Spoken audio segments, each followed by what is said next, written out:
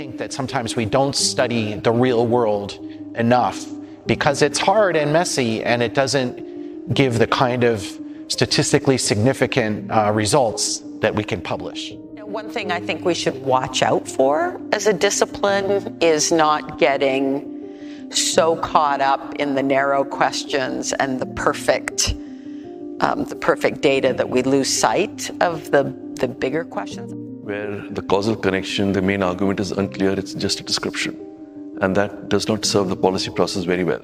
And as a researcher, you always have to kind of narrow down and kind of demarcate where you are actually researching.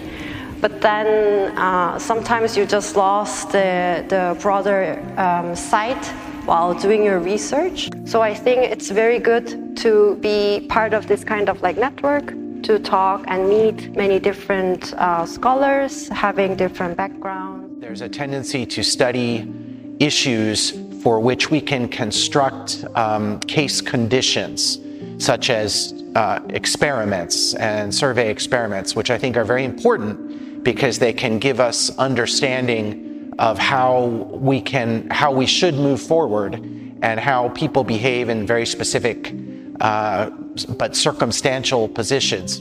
Whereas the real world is not like that. So we have to apply what we learn in experiments to the real world, which is messy and and multi-causal, where all of the factors we study come together, and it's sometimes difficult to separate the causes of particular problems. I think one mistake that we sometimes make is to assume that everyone cares about the environment as much as we do, because we tend to surround ourselves by people who are like us and who do care. But on the other extreme, there's an obsession with the newest fad, with the newest methods, statistical methods, experimental methods, where the questions being asked are really quite marginal and uninteresting and unimportant. I was sometimes losing a bit out of focus, like what are the really relevant research questions and what do I want to learn? Even if I can conduct this analysis with this really cool cutting edge data, like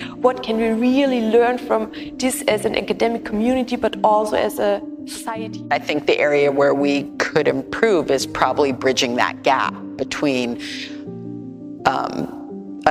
a discussion that we're having in journals and books with peers, scholarly researchers, and a broader community. So we have to find this happy medium where we ask important questions which are going to have an impact, going to inform the policy process, and investigate them with rigor without getting too obsessed with techniques or getting too descriptive in just describing the situation without having an underlying theory.